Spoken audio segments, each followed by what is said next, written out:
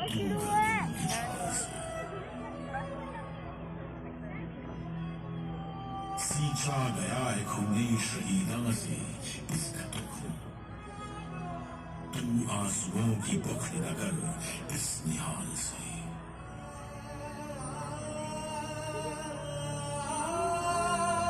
उस बैसाखी के दिन जो लोग इस बाग में शहीद हुए थे, वे न सिख थे, न हिंदू थे, न मुसलमान।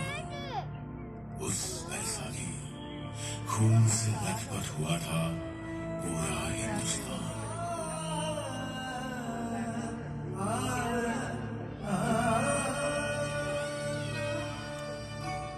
वो अमृतसर में 13 अप्रैल 1919 इतवार की एक सुबह थी।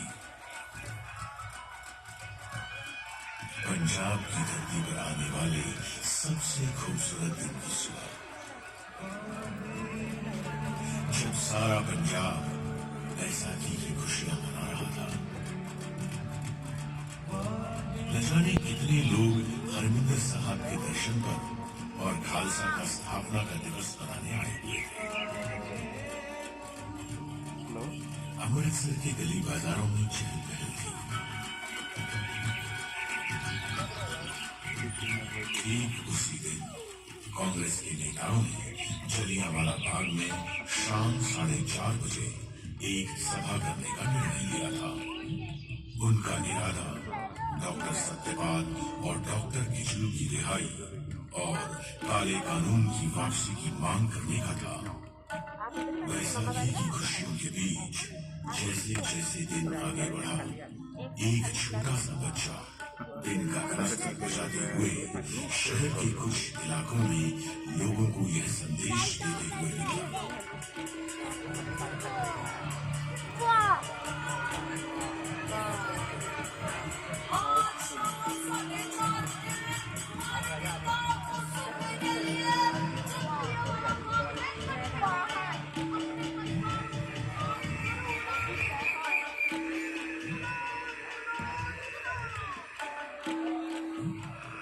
जैसे ही इस बच्चे की मिलादी को बैसाखी मनाते हुए लोगों ने सुना, तो सोचा कि जुल्म का विरोध करना तो कोई जुल्म नहीं है। बाग में आ रहे हो कि नहीं आ रहे हो? हाँ सुना है, सवा है कोई। आप चलो, हम थके क्या है बस। सुनिए कोई कानून लगाया सरकार ने। हाँ सुना तो मैंने भी वही। शाम को बाग में पता चल ही जाएगा। वैसे तो जय जी आप आ रहे हो ना? आओ, जस्सी को लेके पहुंच जाऊंगी 4:30 बजे। वैसे भी जलियांवाला बाग में तो लोग पहले से ही आपस में खुशियां बांट रहे थे, आराम कर रहे थे। मगर उन मासूम लोगों को यह मालूम नहीं था कि जनरल डायर ने अमृतसर में मार्शल लॉ लगा दिया है। प्रभात फेरियां निकालने और सभाएं करने पर प्रतिबंध लग चुका है, क्योंकि सरकार ने मार्शल लॉ लगाने की कोई मुनादी ही नहीं कराई थी। लगभग दोपहर 12:30 बजे के करीब जनरल डायर को जलियांवाला बाग में होने वाली सभा की जानकारी मिली। सुना है कोई सभा होने वाली है। किधर? साहब बाग में, जलियांवाला बाग में। कब? सुना तो था यही 4:30 के करीब।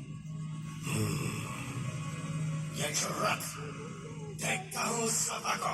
मेरे को डर लग रहा है। जनरल डायर, ये वही नाम था जो आगे जाकर अंग्रेज हुकूमत के जुल्म और सितम का सबसे काला अध्याय बनने वाला था। वो अंग्रेज हुकूमत जिसने भारत में इंसाफ के हक में उठने वाली हर आवाज को हर तरह से कुचलने की कोशिश की थी। फिर चाहे वो आवाज गर्जना में उठी हो या शांति में। 1770 में सन्यासियों और फकीरों ने संघर्ष किया, तो सन 1857 में पूरे देश ने एक होकर अंग्रेजों के खिलाफ पहले स्वतंत्रता संग्राम की हुंकार भरी। इस संग्राम की हुंकार अंग्रेजों ने दबा जरूर दिया था, लेकिन हुंकार जब तक जिंदा हो वो मुंह पर रखी गई हथेली में से भी फूट फूट कर निकलती रहती है।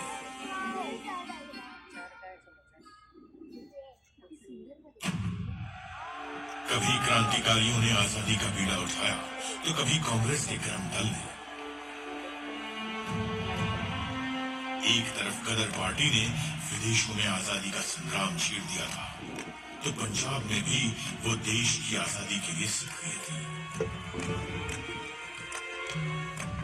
सन 1915 में रासबिहारी बोस ने पंजाब आकर लाहौर, फिरोजपुर, अमृतसर, ननकाना साहिब और तरन तारण में अपने दूतों के जरिए अंग्रेजी सेना में सेवारत भारतीय सैनिकों से सशस्त्र क्रांति के लिए संपर्क किया, मगर किसी तरह यह योजना अंग्रेजों को पता लग गई और कई क्रांतिकारी गिरफ्तार किए गए। 16 नवंबर 1915 के दिन 19 वर्ष के बालक करतार सिंह सराभा को अंग्रेजों ने लाहौर की जेल में फांसी के फंदे पर लटका दिया।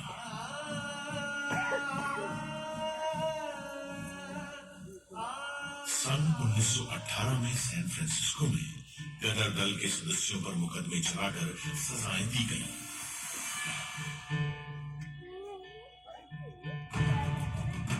यह पहले विश्व युद्ध का समय था और अंग्रेजों ने अपने हित से इस युद्ध में भारत को भी छोड़ दिया था। इस युद्ध में अंग्रेजों ने भारत की संपदा, युद्ध सामग्री और सैनिकों का जमकर इस्तेमाल किया और बदले में भारत को क्या मिला? एक काला कानून, रोलेट एक्ट। आम हिंदुस्तानी की जबान में इस एक्ट को न वकील, न दलील, न अपील के नाम से जाना जाता था। इस एक्ट के पास होने के बाद पुलिस चाहे जिसकी तलाशी ले सकती थी।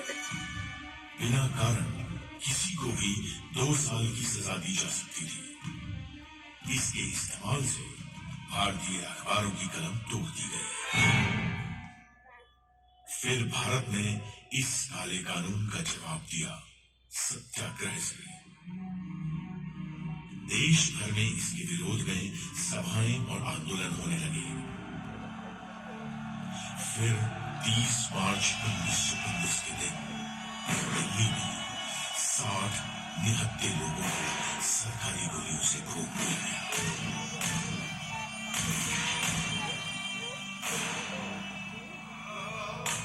पंजाब में डॉक्टर सत्यपाल और डॉक्टर सैफुद्दीन किशन इसी कानून के विरोध का नेतृत्व कर रहे थे। तभी अंग्रेजों ने उन्हें गिरफ्तार कर लिया। पंजाब की जनता ने इस गिरफ्तारी का विरोध किया और उनकी रिहाई के लिए आवेदन तक दिए, लेकिन पंजाब के lieutenant governor Michael O Dwyer पर इसका कोई असर नहीं हुआ। उसके इरादे कुछ और ही थे। 9 अप्रैल 1919 को रामनवमी का त्योहार अमृतसर में शांतिपूर्वक बीता था।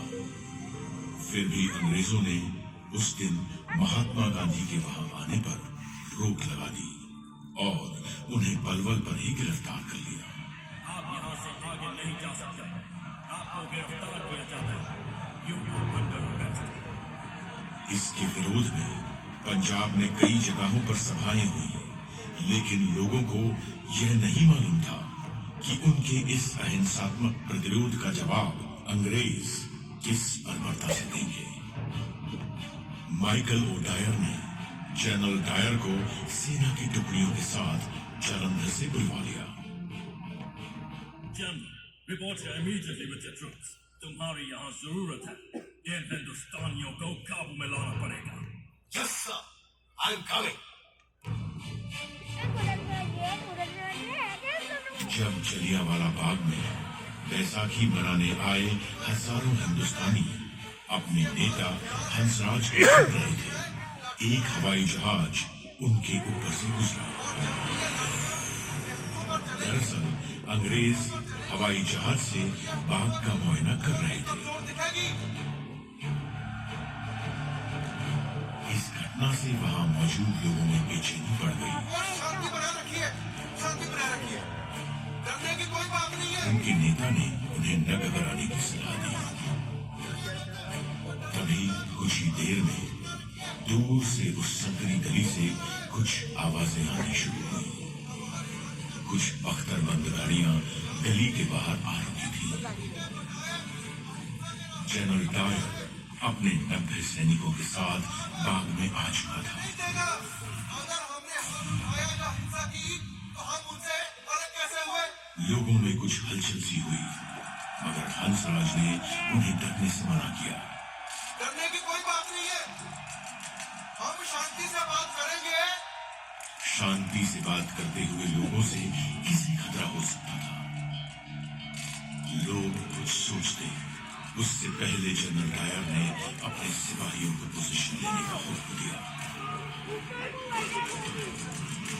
लोगों में खौफ बढ़ता चल रहा था।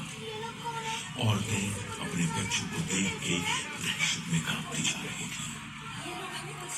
आदमी अपने परिवारों को अपनी बाहों में समेटे चीखों के समंदर में डूबे जा रहे थे। और बच्चों को तो मालूम भी नहीं था कि उनके मासूम से खिलखिलाते चेहरे कुछ देर बाद एक गहरी और ठंडी खामोशी में गुम हो जाने वाले थे। न कोई चेतावनी, न बात खाली करने की घोषणा, न सभा बंद करने का हुक्म। सीधे एक हुक्म जारी हुआ।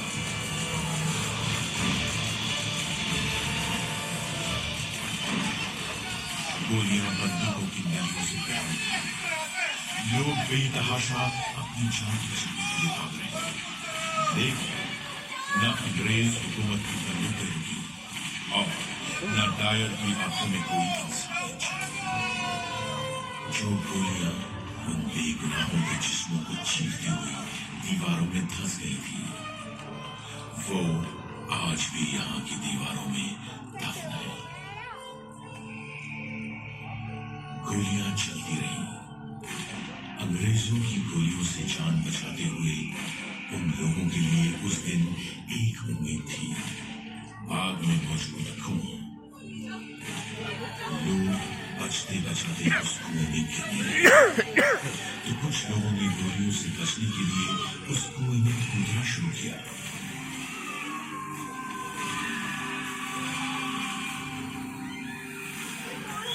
एक के बाद एक लोग उस कुएं में गिरते चले गए।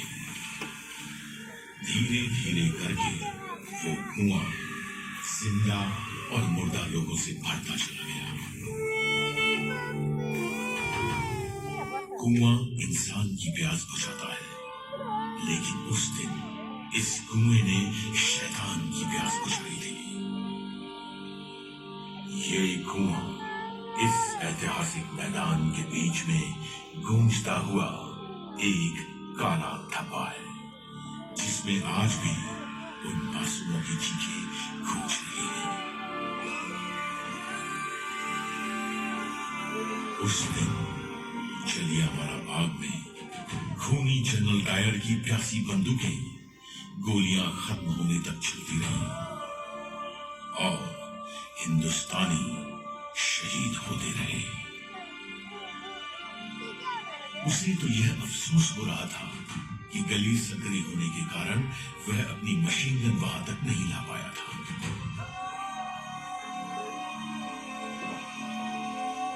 जलियांवाला बाग के इस नरसंहार में उस दिन डायर ने अपने 90 सैनिकों के साथ 10 मिनट में 1650 गोलियां दागी थी, जिससे 1000 से ऊपर भारतीय शहीद हुए और 1500 से अधिक घायल। उन दरिंदों ने बच्चों तक को नहीं छोड़ा। उस दिन 15 बच्चों का गोलियों से कत्ल हुआ था। उन बच्चों में से एक बच्चे की उम्र सिर्फ 6 महीने थी। उस दिन मरने वालों में एक बच्चा ऐसा भी था जिसकी उम्र कोई 10 साल रही होगी।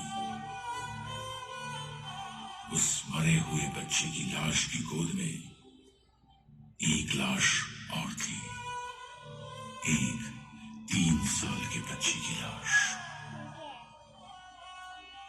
ऐसे ही न जाने कितने घायल लोग अपनों की लाशों के पास लाशों की तरह बैठे हुए थे। बाग में मौजूद एक लाश के पास एक औरत बैठी थी जो अपने पति की लाश पर विलाप कर रही थी। उस औरत का नाम था रतन देवी।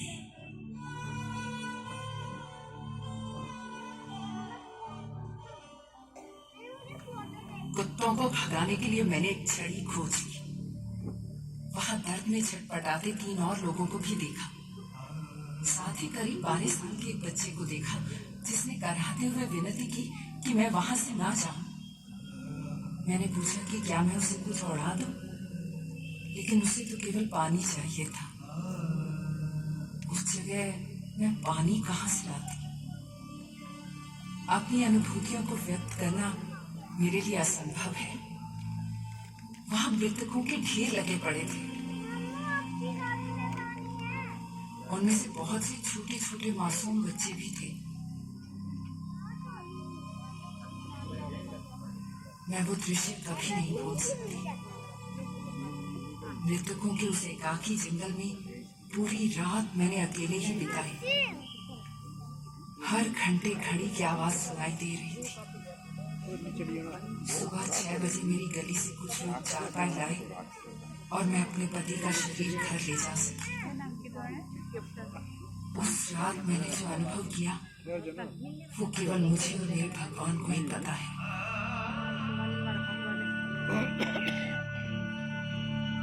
वहां मौजूद मृत शरीरों की और उन पर विलाप कर रहे उनके प्रियजनों की खबर लेने के लिए वहां कोई नहीं था। घायलों का इलाज करने के लिए कोई नहीं था। उन्हें पानी तक पिलाने के लिए कोई नहीं था। आप सोचिए हर उस दर्दनाक माहौल के बारे में जो अगले 24 घंटे तक ऐसा का ऐसा ही रहा। वो दर्द और वो खामोशी जो उस दिन जलियांवाला बाग में पैदा हुई थी, वो खामोशी हिंदुस्तान के सीने में आज तक गूंज रही है।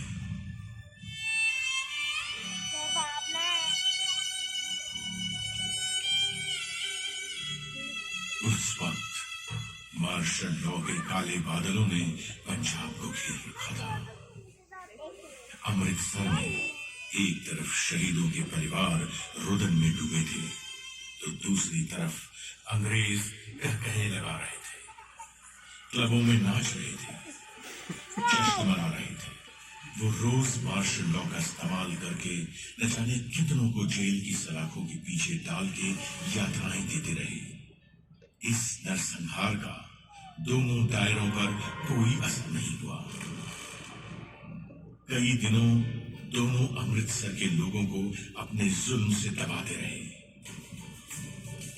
उनका जुल्म इस हद तक था कि जो भी हिंदुस्तानी उस गली से गुजरता था उसे घुटनों और हाथों पर रेंगने के लिए मजबूर किया जाता था।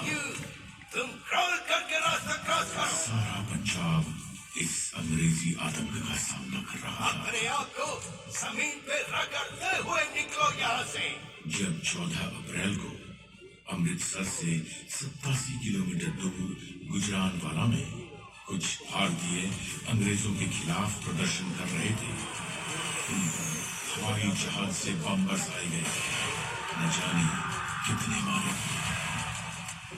दुनिया की सभ्यता का झंडा उठाने वाली अंग्रेज हुकूमत का असली चेहरा ये था।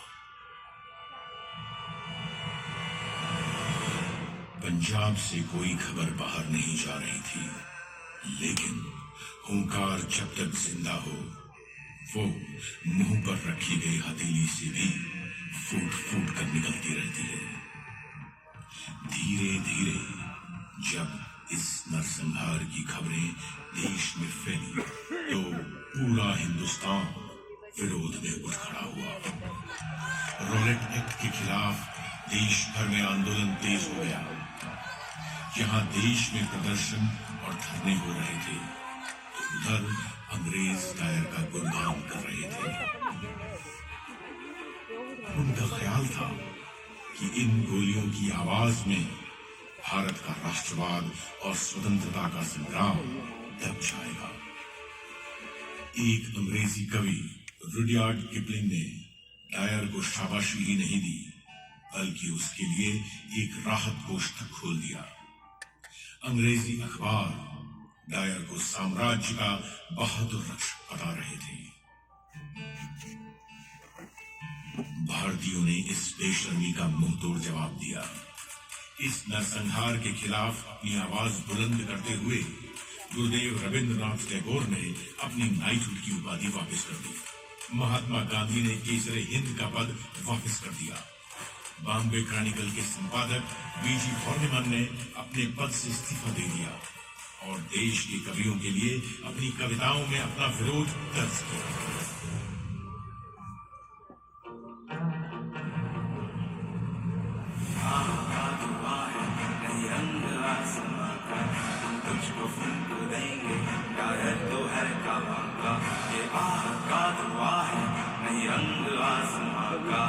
तुझको फूंक देंगे डायर तो है कहाँ का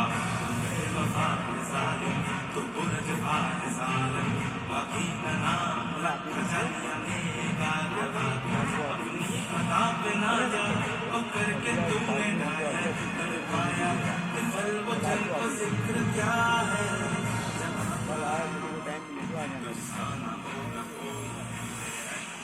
इन तरानों में देश का दुख था, देशभक्ति थी और ये अंग्रेजों को एक चेतावनी भी थी कि तुम कब तक जुल्म करोगे। यह देश हमारा है और हम इसे आजाद करा के रहेंगे। फिर भी जब देश में हो रहे विरोध रुके नहीं तो उनसे बचने के लिए अंग्रेजी हुकूमत ने हंटर कमेटी बनाई। उस कमेटी की सच्चाई सामने लाने के लिए कांग्रेस ने मदन मोहन मालवीय के नेतृत्व में अपनी इंक्वायरी कमेटी बनाई। पंजाब के लोगों के साथ अपनी एकजुटता दिखाने के लिए कांग्रेस ने अपना वार्षिक अधिवेशन भी अमृतसर में किया। इस अधिवेशन में अंग्रेजों की निशंसता की जमकर आलोचना की गई। इस घटना के बाद हिंदुस्तान में राष्ट्रीय आंदोलन की विचारधाराएं और अधिक प्रबल हो गई। जलियांवाला बाग के इस नरसंहार के बाद वहां हुई क्रूरताओं को जब अपने गांव से जाकर एक बालक ने देखा तो उस बालक में देश प्रेम और आजादी के लिए जो अलख जगा, उसने उस बालक को भगत सिंह बना दिया। 13 अप्रैल 1919 को हुए इस नरसंहार का बदला 21 साल बाद पंजाब के बेटे शहीद आजम सरदार उधम सिंह की बंदूक ने लिया। वो गदर पार्टी की विचारधारा से प्रभावित थे। लंदन के गेस्टन हॉल में 13 मार्च 1940 के दिन चली वो 6 गोलियां माइकल ओडायर के जिस्म में गई। वही माइकल ओडायर जिसने जनरल डायर को जलियांवाला बाग में कत्लेआम करने के लिए भेजा था। उसे गोली मारने के बाद उधम सिंह वहां से भागे नहीं। उन्होंने बड़ी शांति के साथ अपनी गिरफ्तारी दी। मैंने अपनी जिंदगी का मकसद पूरा कर लिया और रही बात माइकल ओडायर की तो वो इसी के लायक था। उसे मेरे हाथों मरना ही था। 21 साल से मुझे उसकी चलाई गोलियों की गूंज ने सोने नहीं दिया है और अब जाकर वो शांत हुई है।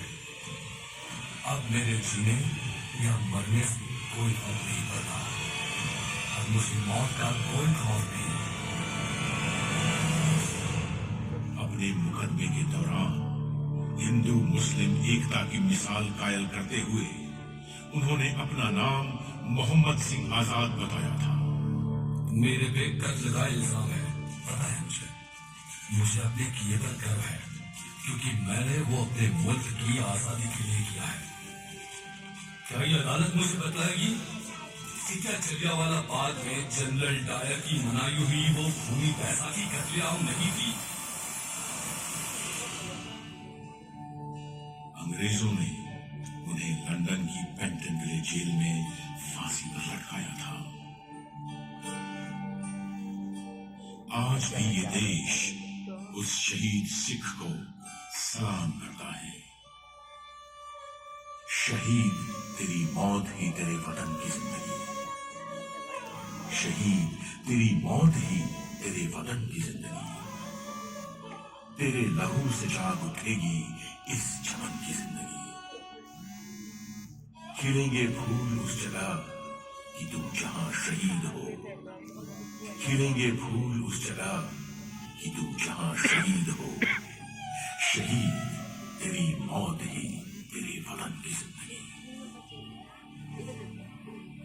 ये जो इतिहास आप सबने सुना, ये इतिहास उस क्रूरता का इतिहास है जिसे हमारे देशवासियों ने झेला था।